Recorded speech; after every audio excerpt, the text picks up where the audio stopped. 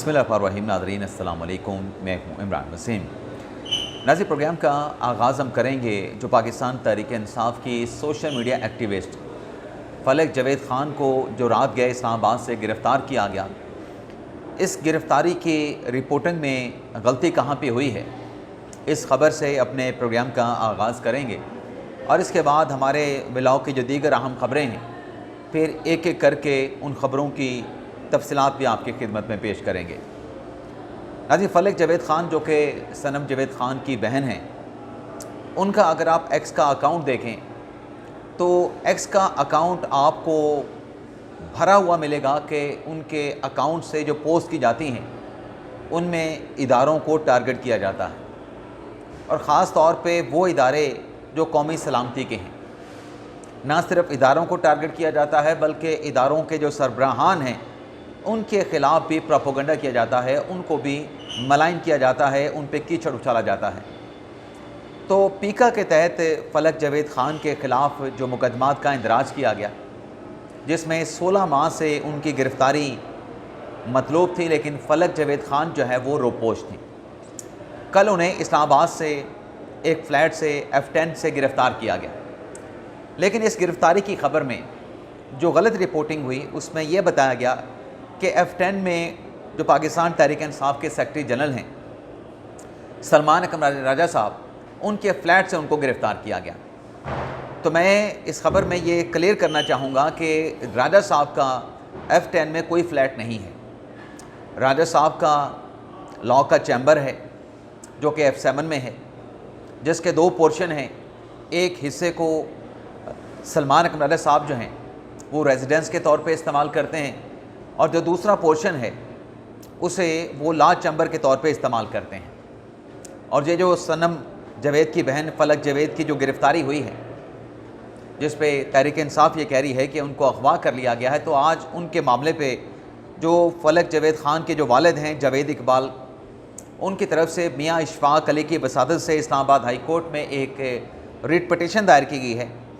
जिसमें यह कहा गया है कि फ़लक जावेद ख़ान की बाजियाबी करवाई जाए। ना सिर्फ फ़लक जावेद की बाजियाबी का कहा गया है, इस्लामाबाद हाई कोर्ट से इस्तदा की गई है, बल्कि उनके ख़िलाफ़ फ़लक जावेद के ख़िलाफ़ कितने मुकदमात हैं उन मुकदमात की तफसीलात भी फराहम की जाए। और इसी के साथ साथ पाकिस्तान तहरीक इंसाफ के जो सेक्रेटरी जनरल हैं, सेक्रेटरी जनरल नहीं माफ़ कीजिएगा, जो सेक्रेटरी इतलात हैं शेख वकास अकरम, उनकी तरफ से भी फ़लक जावेद ख़ान की जो गिरफ़्तारी है उसकी मज़म्मत की गई है और उनकी रिहाई का मुतालबा किया गया है।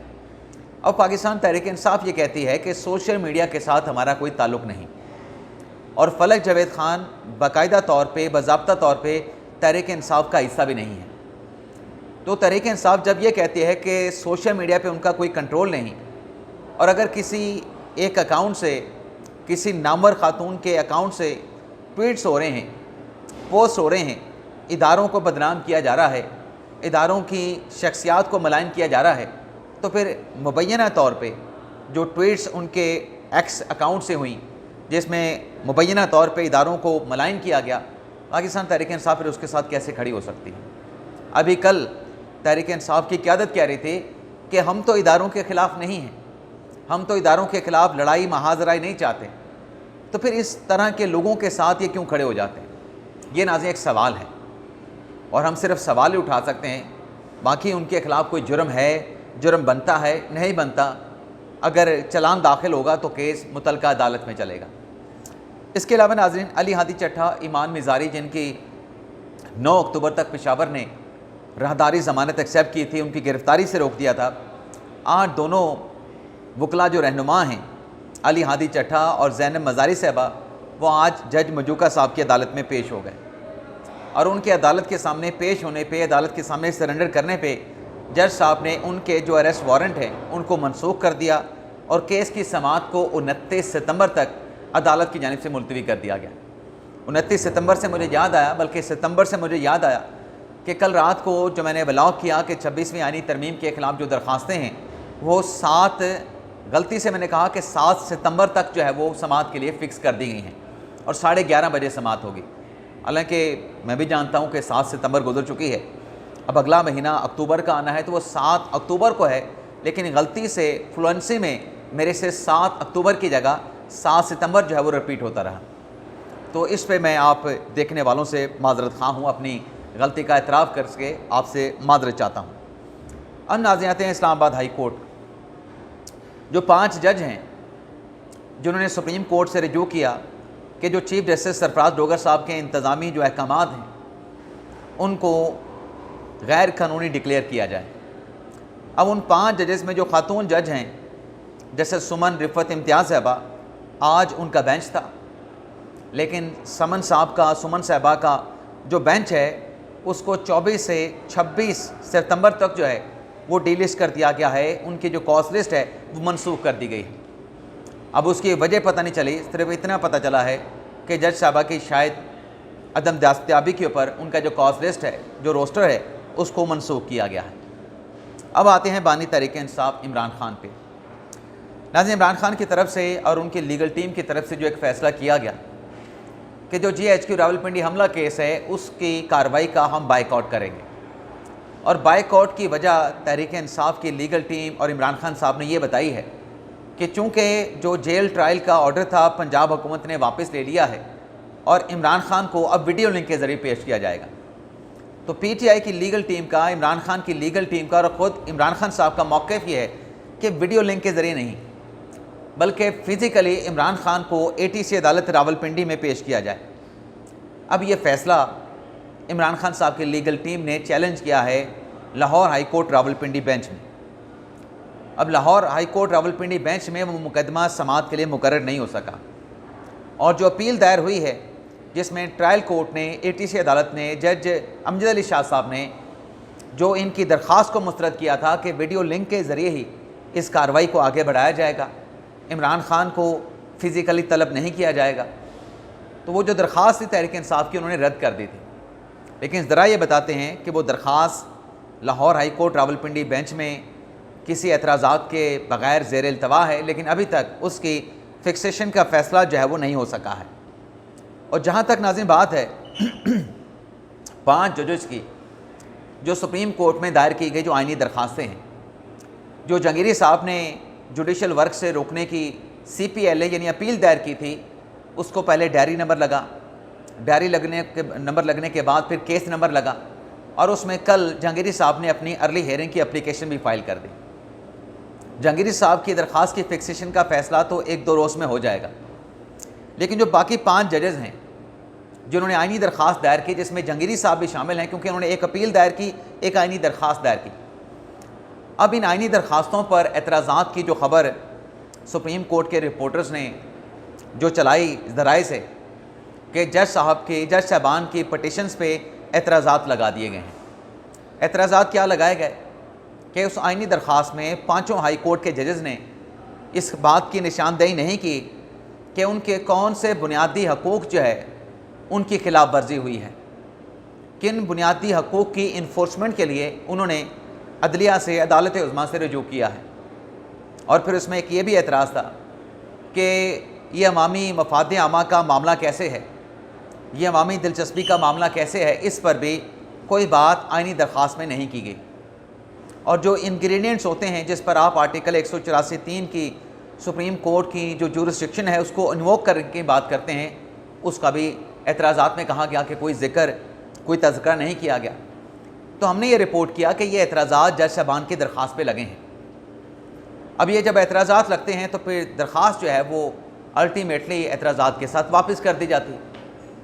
और वापस करने पे जो पटिशनर्स होते हैं, जो दरख्वास्त गुजार होते हैं, उनके पास ऑप्शन होता है कि वो रजिस्ट्रार ऑफिस के जो एतराज़ात हैं उन्हें चैलेंज कर दें अपील के ज़रिए, और फिर वो अपील किसी जज के चैम्बर में समाअत के लिए फ़िक्स होती है। लेकिन ये जो ख़बर रिपोर्ट हुई